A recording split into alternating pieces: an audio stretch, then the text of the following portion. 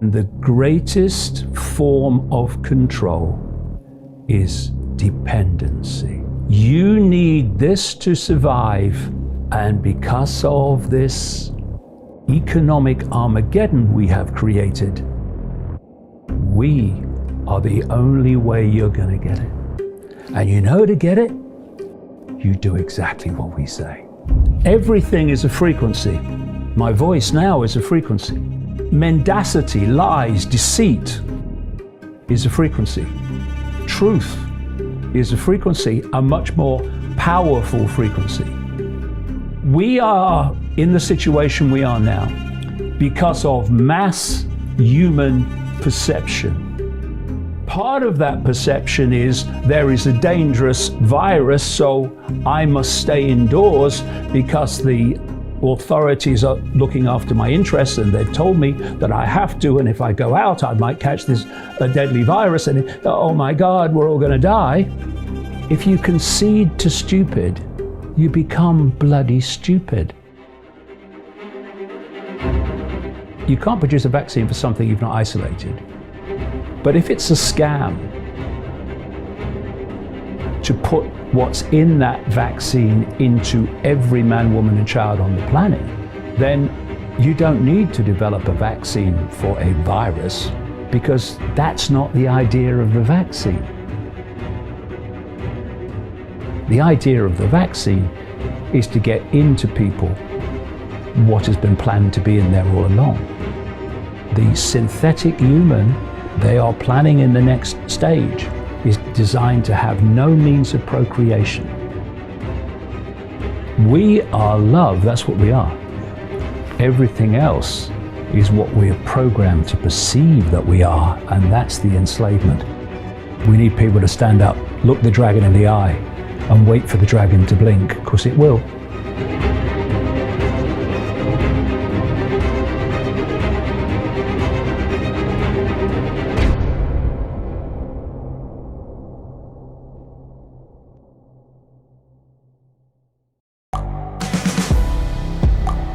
The world is changing. Inspiration is everywhere. It has never been so easy to connect, share, and bring people together. We're learning from others and finding the best in ourselves. Challenging our beliefs. Sharing our vulnerability. Overcoming our fears. Transforming ourselves so we can transform the world. How far can we go?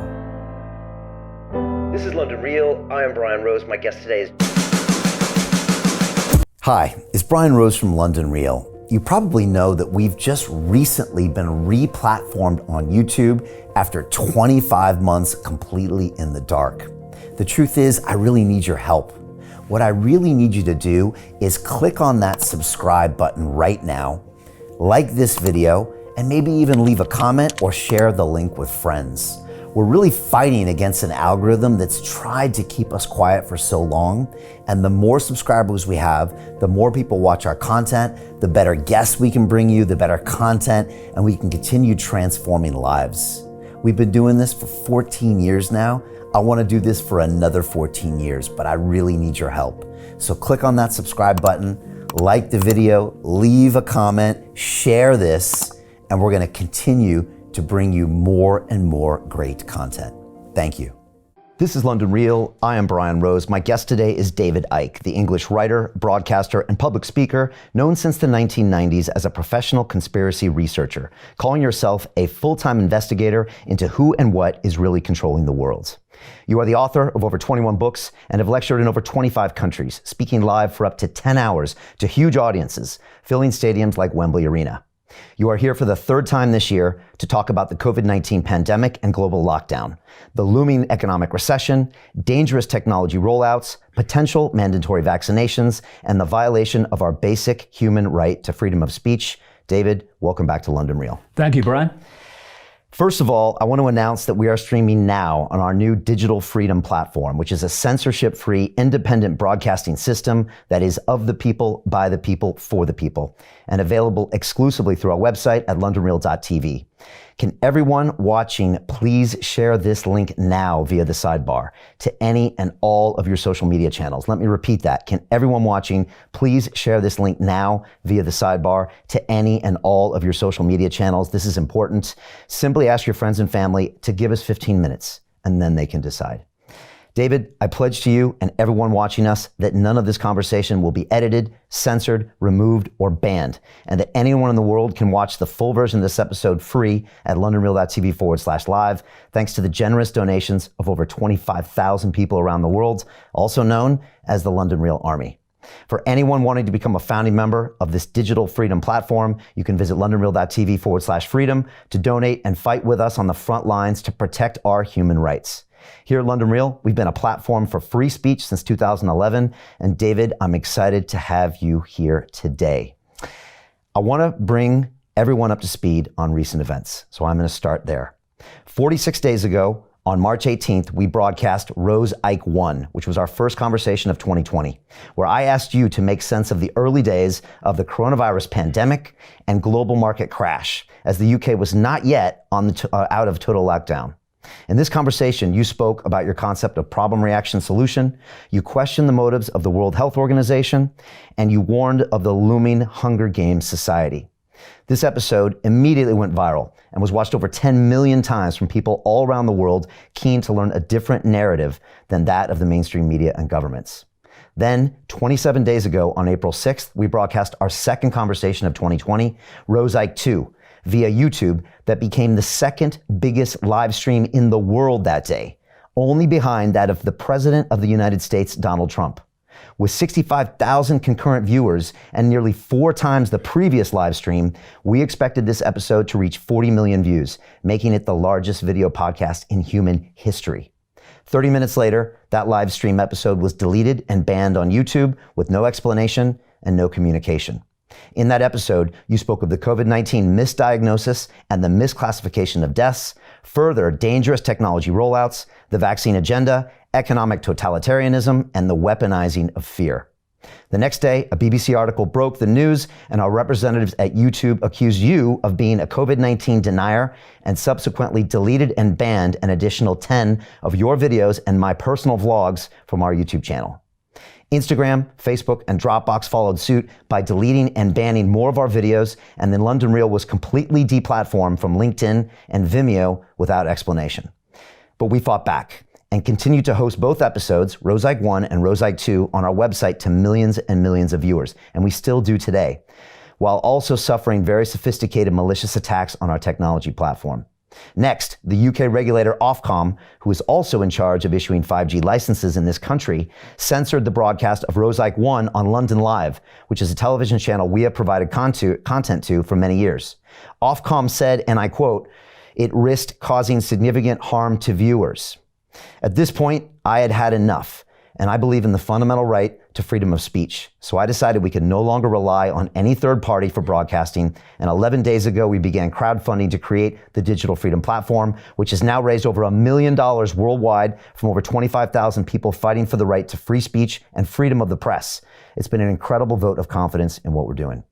Then, 2 days ago on May 1st, you were completely deplatformed from Facebook for publishing, quote, health misinformation that could cause physical harm, unquote. You responded by saying, the funny thing about fascism is that it's so predictable.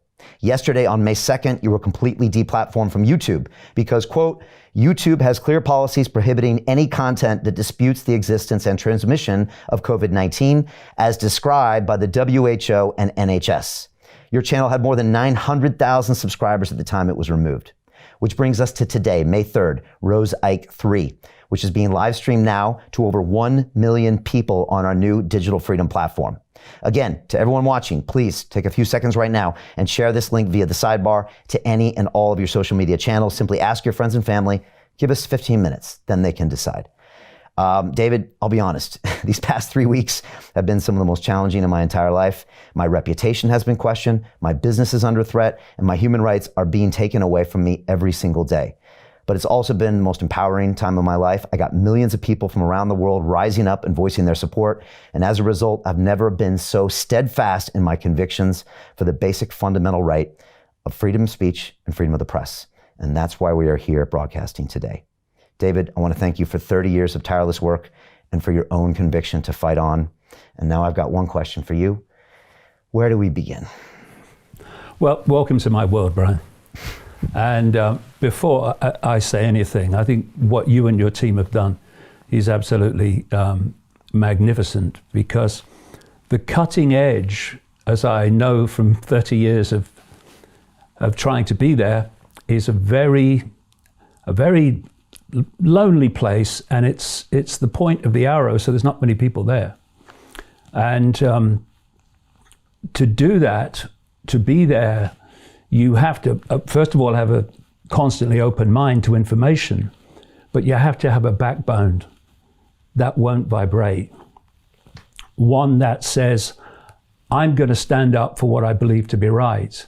And no matter what is thrown at me, I will go on standing up for what I believe to be right. Because I'm not going to stand here, sit here, and start going off defending myself. Oh, don't say that about me. How you could say that about me? I couldn't care less what you say about me.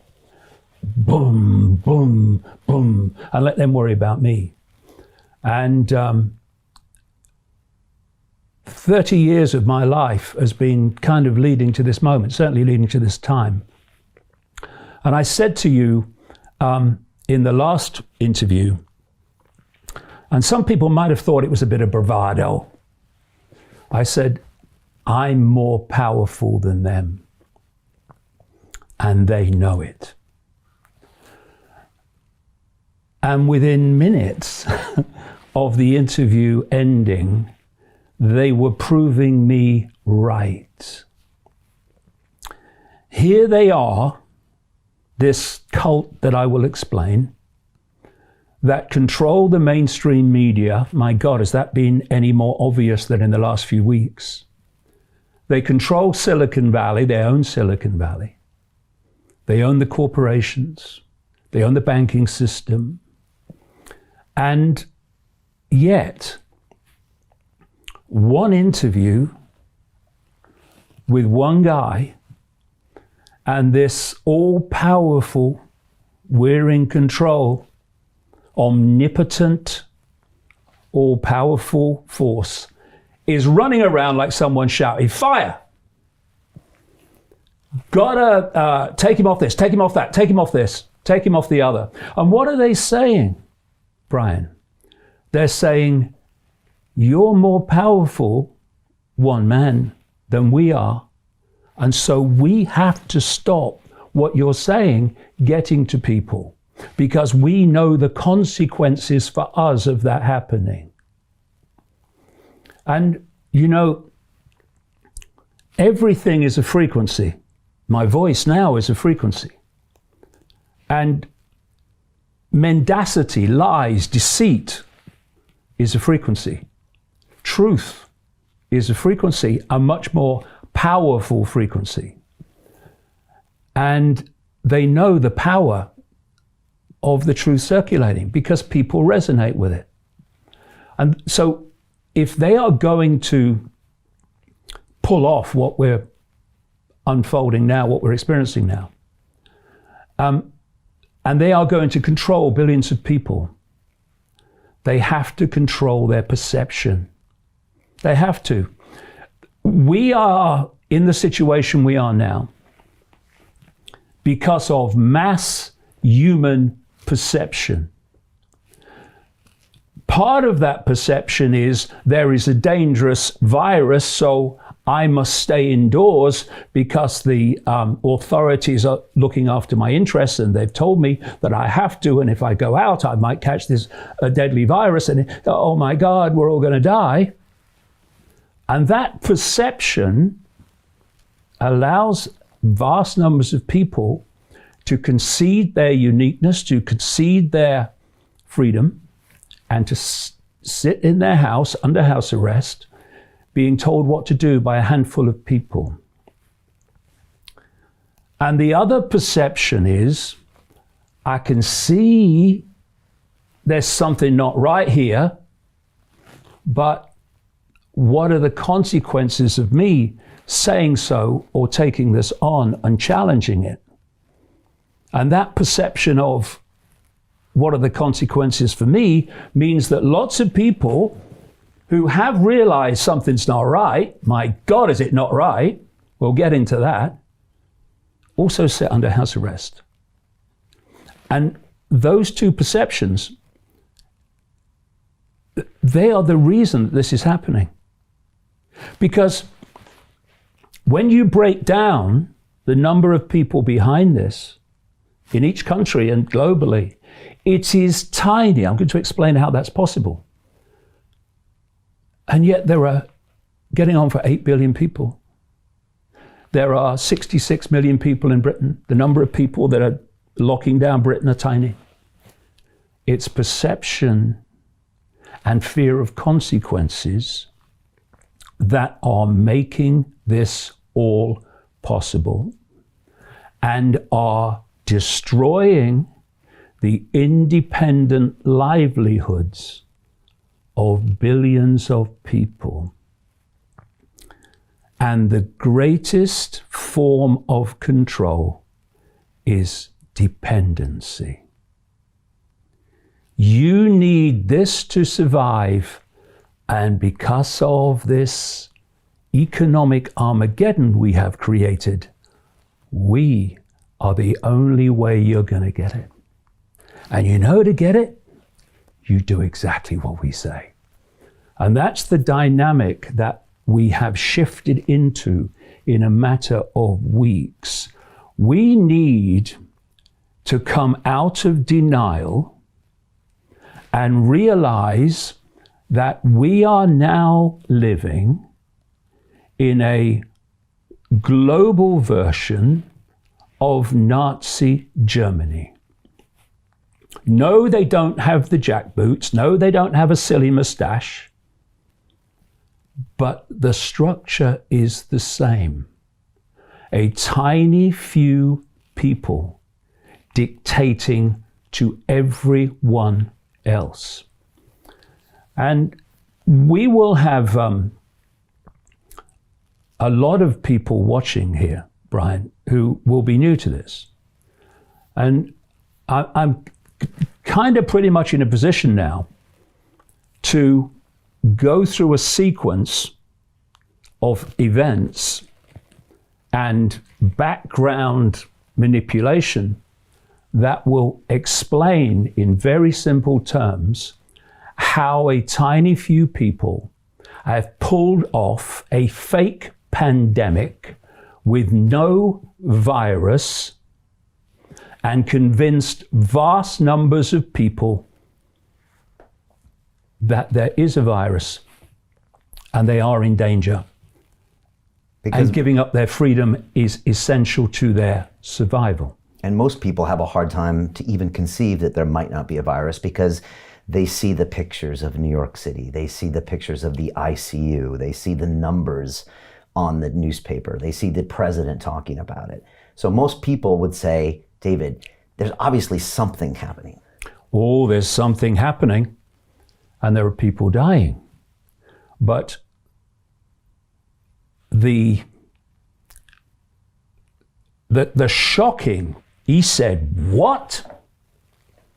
Can all be explained, and I will today, in very simple terms.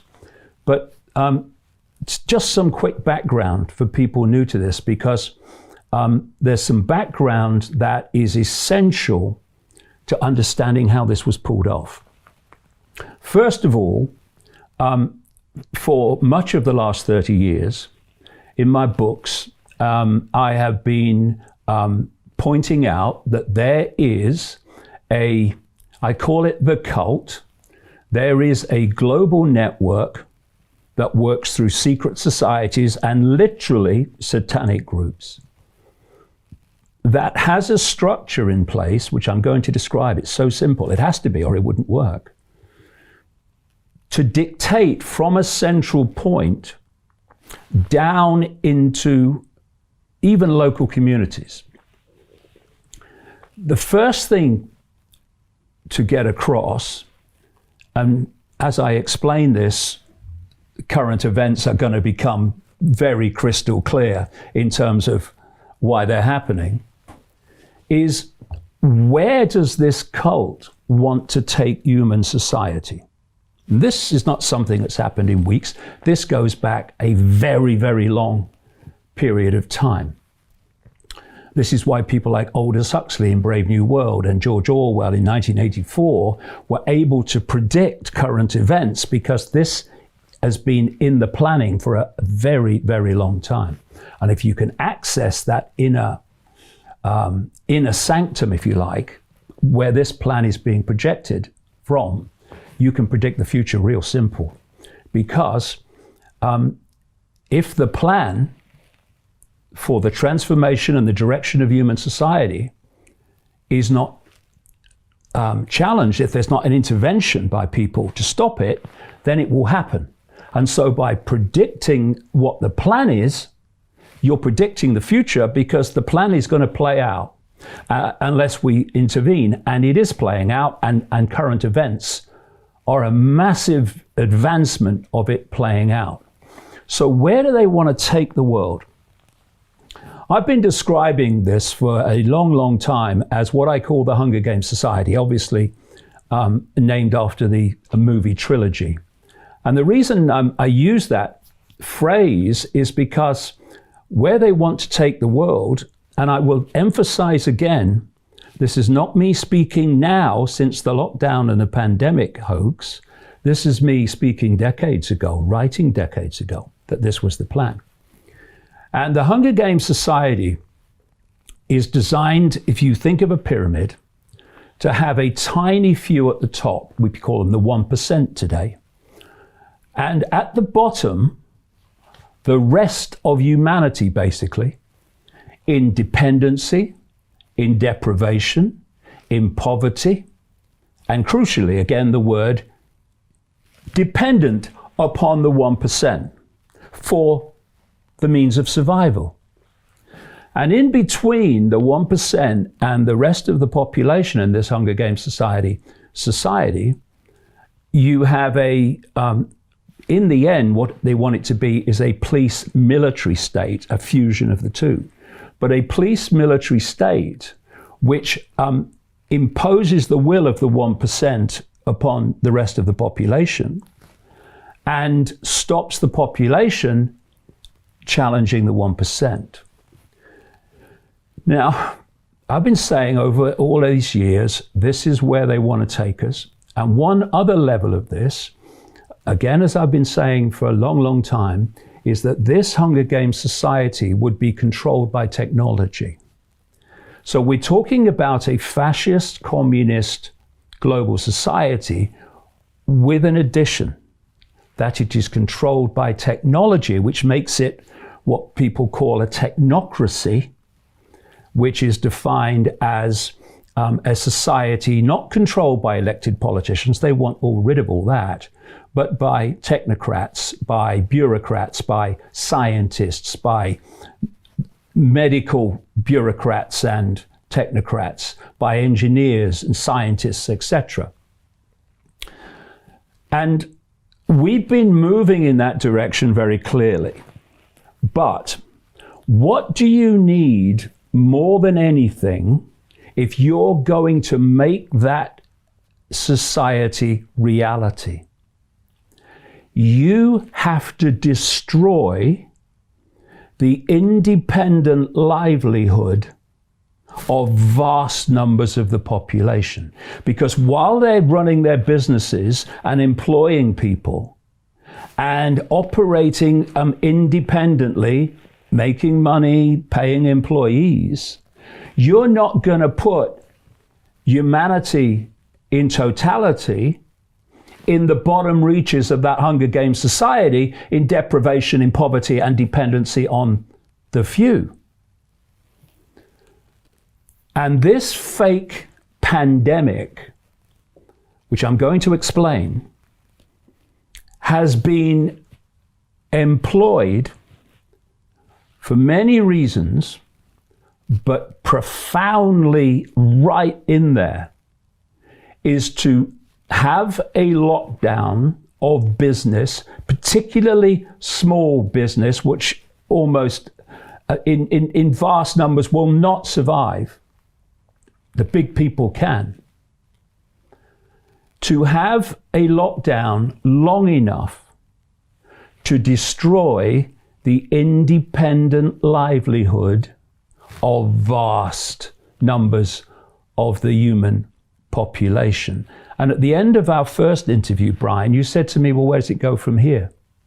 And I said, what they're going to do is they're going to keep this going until they reach the point where they think we've now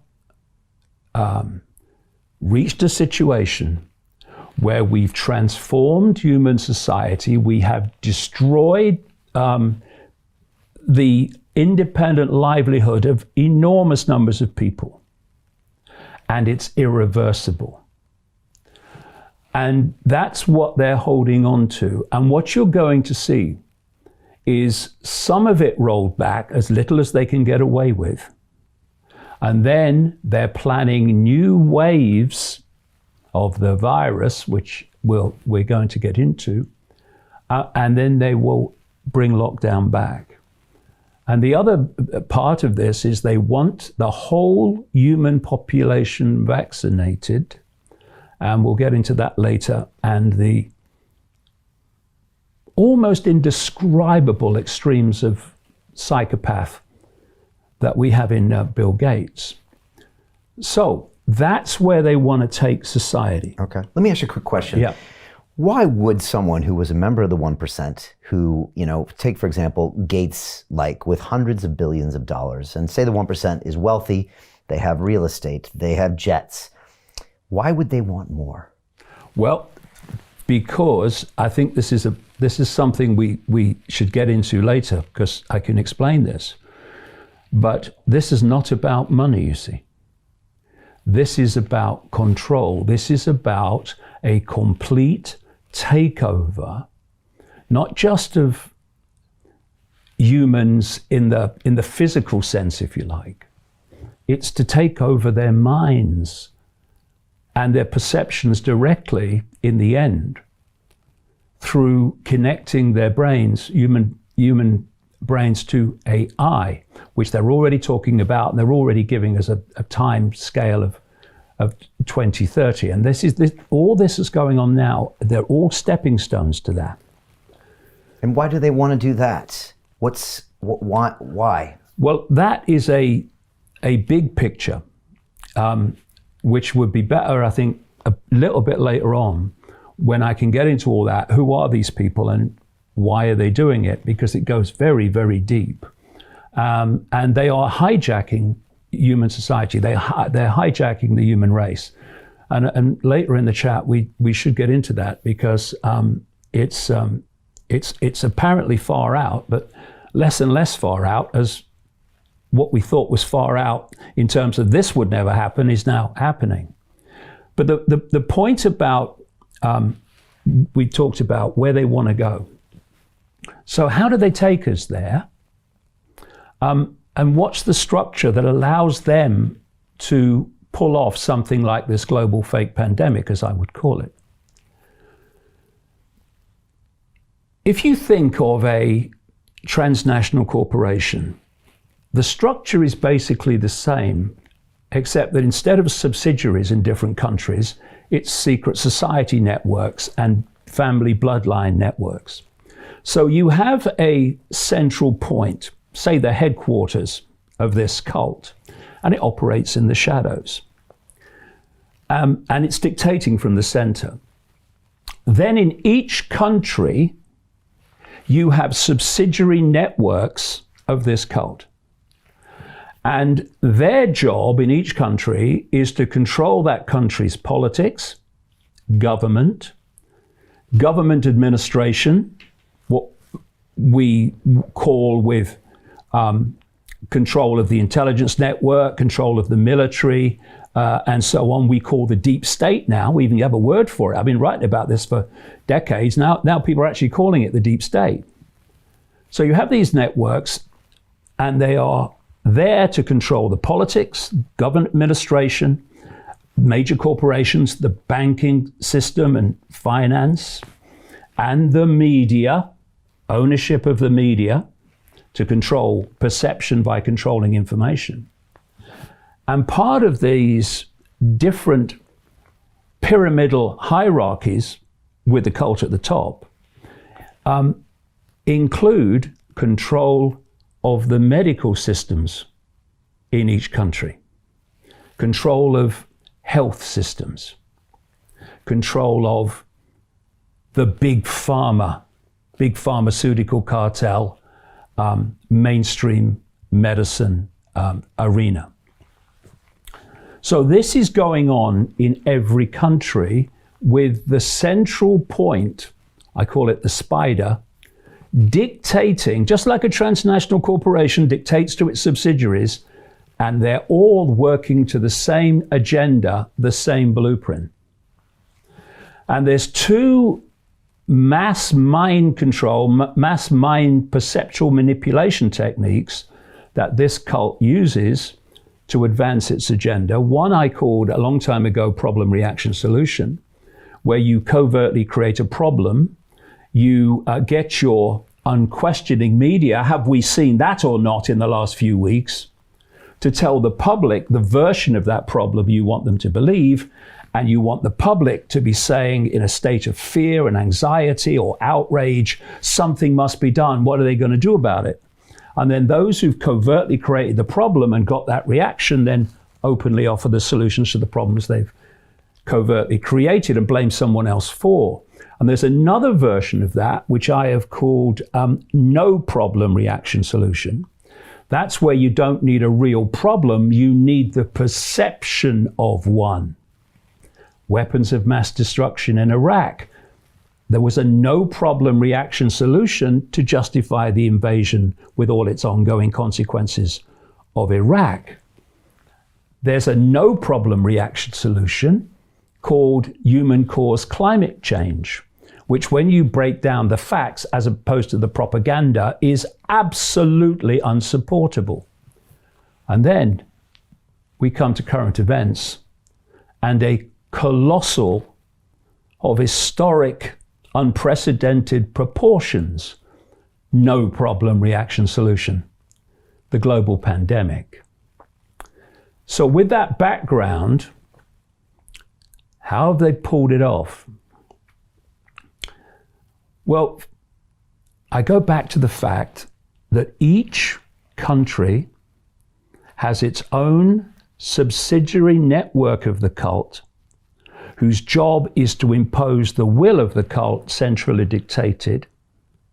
And therefore, these different subsidiaries can work as one unit when, to the public, they're different countries, there are borders, there are different races and political systems. Actually, at the cult level, there are no borders. This is vital to understand.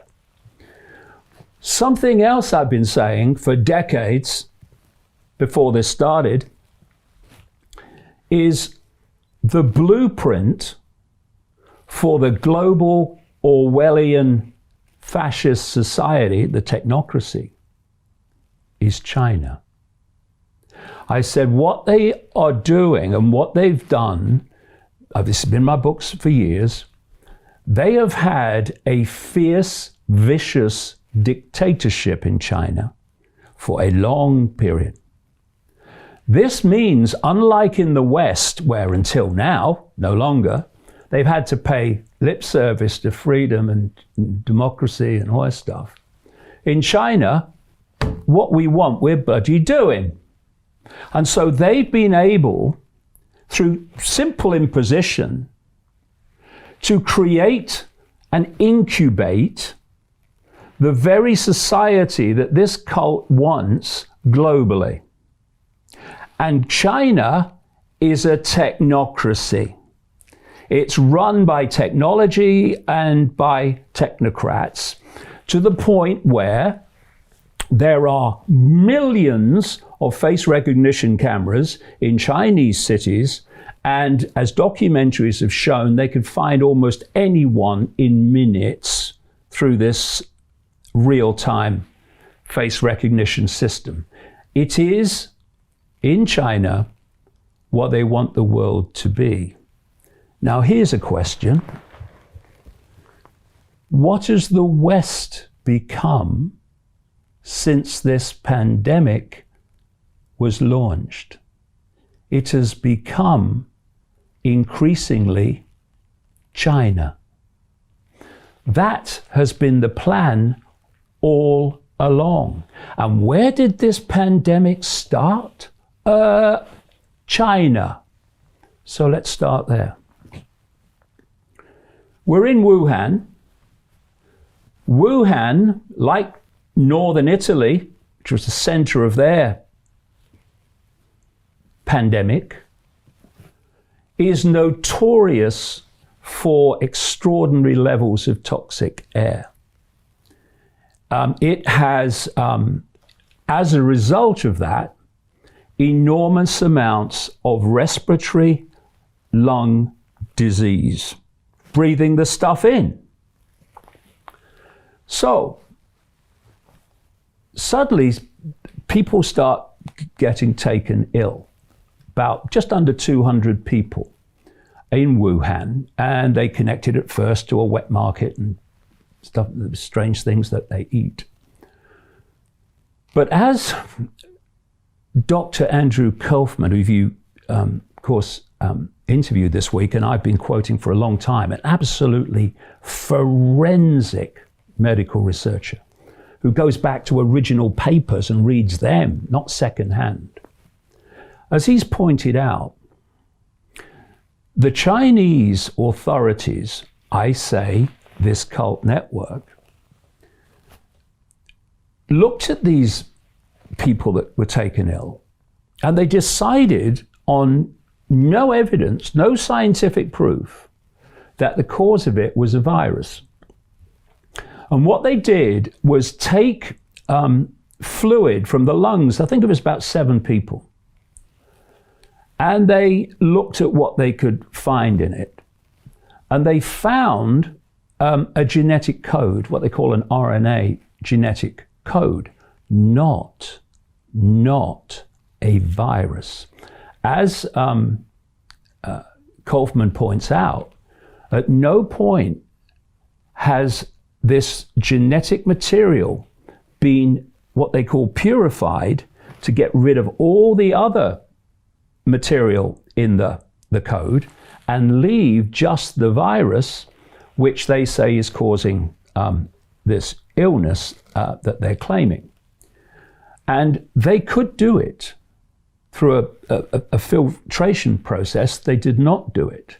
And the point about this genetic material is it's found in vast numbers of people. And so when they started testing for it, and this PCR test that they're testing for COVID-19 all over the world now, as doctors and scientists have pointed out, those with the guts to come out, they ain't testing for COVID-19. They're testing for this genetic material that's found in loads of bodies, people's bodies. That's why so many are testing positive. They're not testing positive for a virus. So what happened in China, stage 1, is first of all, they started diagnosing this new virus they have not purified and shown to exist through symptoms. They would really struggle in Wuhan to find respiratory symptoms, wouldn't they? Just like everywhere.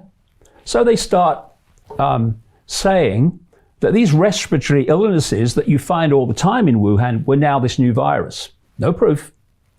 And so the numbers started getting up. And then they introduced this test, which is not testing for a virus, it's testing for genetic material that loads of people have in their body as a matter of course. Therefore, they're testing positive. And if you remember, there was this massive hype. They built hospitals in days, to meet, oh God, what's happening? Oh, we're all dying. When you actually break down the numbers now, the number of people who appear to have died from this in China dramatically less than we were led to believe. So now the media eventually starts hyping this up. Ooh, this could come to the West, this could come to the West. And the numbers were going up in China. Oh, we're all going to die. And then it starts moving westward. And this is the key to understand. This is the key to the whole scam. The Chinese reaction to this virus was a draconian, merciless lockdown. People locked in their homes where they starved, it seems. People pulled off the street. There was this draconian lockdown. And then what happened? Suddenly, the figures start to fall. Just as this thing is moving into the West, or we told it is, the figures start to fall. Now, if you don't have a virus, but you are giving the impression that there's one through symptom diagnosis and a test that's absolutely useless and not testing for a virus, then you have control of the figures.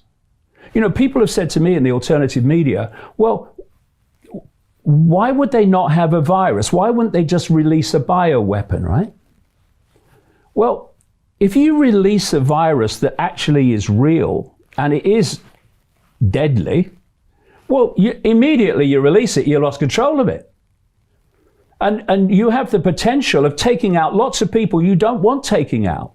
Because although there's a tiny number of you at the core, you're relying on lots of compartmentalized people in the system to impose your will on society. You don't want to take them out. You lose control of it. But if you are creating the illusion of a virus through figures and symptoms that are other diseases, and through a test that is testing positive for a genetic material that loads of people have in their body and not for a virus, and if you are giving the impression that lots of people are dying from this virus because you're telling doctors, we'll come to this, and they've admitted it, lots of them, you're telling doctors that if they test positive for COVID-19, i.e. this genetic material, which loads of people have, then COVID-19 must go on the death certificate, even if they've died of lung cancer or heart disease, or they've fallen down the frickin' stairs. People who are new to this will go, that's ridiculous. No, this is what is happening, and this is what brave doctors that have come out are telling you. And indeed, you can see the legislation and the regulations. Do you know, in places like Scotland, it's the rule that if someone is testing positive for COVID-19, in other words, this genetic material, not the virus, and they die within 28 days, COVID-19 has to go on the death certificate. This is how they're scamming it, right? And we're seeing testimonials from doctors in America that are being pressured to write things on an autopsy report. They've never experienced that in their careers. He said, you always just say the facts, but we've seen these doctors in California and New York City and a lot of places that saying they're being pushed for this diagnosis. Now, here's a question straight away. If there is a real virus, why do you have to fix the figures on the unbelievable monumental scale that they have? You don't. You have to fix the figures when there's a scam going on. That's why in the climate change arena, fixing the data has come to light so often, because they don't have a real problem, so they have to fix the data to give the impression that they do. In the same way, they don't have a real virus, so they have to fix the data to give the impression that there is one. Now, if we go back to China, so it was absolutely crucial, for reasons that will become clear, that when this thing started in China, that the Chinese model of responding to it, which was a draconian lockdown, became the blueprint for dealing with this pandemic. So immediately that started, and they had those incredibly vicious impositions by the Chinese fascist government. Immediately, the World Health Organization came out, and this guy Tedros, who's been on the payroll of Gates for a long time, the Director General, said, China has shown how you deal with it. And the World Health Organization is owned by Bill Gates. He's the second biggest funder, second only to the government of the United States. And again, if you think of this global web and all the different subsidiaries, the World Health Organization is one of this cult's fronts. It was created by the Rockefeller family. It's now run by Bill Gates. It's his personal fiefdom on behalf of the cult, because he's a cult operative. And this... To continue watching the rest of the episode for free, visit our website londonreal.tv or click the link in the description below. Most people will never see this opportunity. Dubai luxury transformation projects have historically delivered 40 to 90% annual returns. That is incredible. These were once reserved only for insiders with access. I spent 15 years on Wall Street, and I learned this: the biggest returns always go to the people who get the call first. Now, you finally can. We've just received a brand new project with major upside potential. Allocations move fast. Click the link, apply now, and speak to my team. This is your chance to see what others never will.